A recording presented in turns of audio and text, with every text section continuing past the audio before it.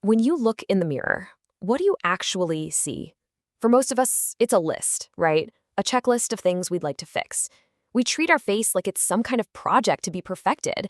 But what if I told you there's a reason the human face is the only part of our body that can be totally naked without ever being obscene? It's because your face was never designed to hide.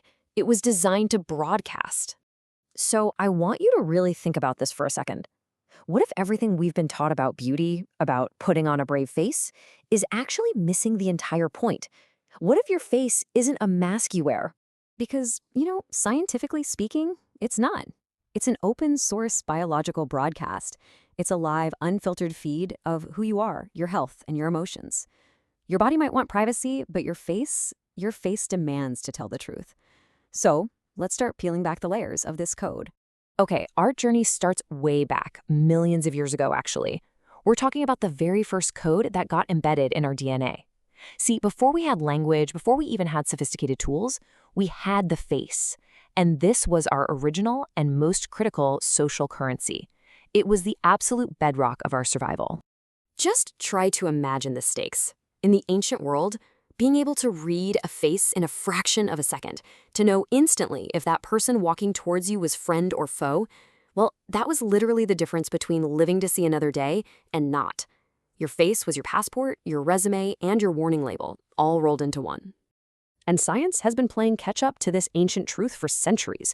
You go back to 1872, and you've got Charles Darwin proving that our basic expressions, happy, sad, angry, they aren't learned. They're a universal, biological language hardwired into all of us. And now, modern neurology has actually found the hardware for it. There's a dedicated superprocessor in your brain called the fusiform face area, and its main job is just recognizing and decoding other faces. Okay, so from raw survival, let's jump to something a bit more complex. Attraction. Is beauty really just in the eye of the beholder? Or is there another code working behind the scenes? Maybe a mathematical one? This number, 1.618, it might look familiar. It's the golden ratio. And this thing pops up everywhere, in spiral galaxies, in seashells, and as it turns out, it's the hidden mathematical blueprint for what our brains are programmed to see as an attractive face. So here's the deal. Attraction isn't just some random social idea. On a deep biological level, when a face lines up with this ratio, it's basically a subconscious advertisement that says good genes here. But, and this is the cool part, nature actually hates perfect symmetry. It's the little unique asymmetries in our faces that make us distinctly and beautifully human. So we've got the evolutionary code and the design code. Now let's get to the psychological code. This is the one that basically lets you turn your face into a remote control for your own brain. And this isn't some philosophical idea, it's a straight-up neurological hack. Back in 1884, a psychologist named William James came up with this pretty radical idea. He called it the facial feedback hypothesis. He basically said, the physical act of smiling isn't just the result of being happy, it can actually be the cause of it. For decades, it was just a theory. Until, well, science proved him right. And here's how the hack works. It's so simple. A study back in 1988 showed that just activating your smile muscles, even just by holding a pen in your teeth, sends a direct signal to your brain, basically forcing it to release dopamine. The takeaway? You're not just a victim of your moods. You can literally change your own brain chemistry just by using your face. Okay, but wait. If we can control our faces, can't we just lie with them? Well, not exactly. This brings us to the deepest code of all, the involuntary truth that flashes across our faces faster than we can ever hope to control it. This is where your face becomes pure, undeniable information. 1/25th of a second, that's it. That's how long a microexpression takes to give away how you really feel. These were discovered by Dr. Paul Ekman, and they're these tiny involuntary flashes of emotion that burst out when you're trying to hide something.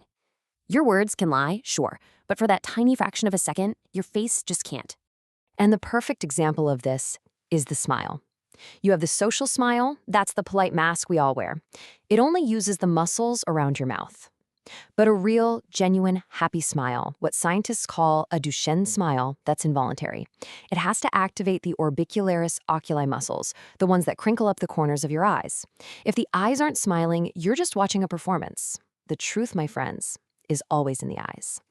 So we have all these codes working together, the evolutionary, the design, the psychological, and the involuntary.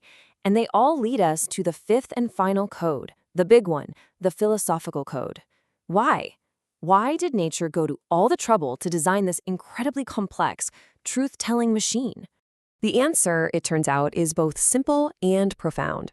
The ultimate purpose of the human face was never beauty. That's just a business model we invented. Nature's real goal was connection. Every wrinkle, every scar, every single line is a data point from the life you've lived, a map of your journey designed to be read by other people. The philosopher Ralph Waldo Emerson absolutely nailed it.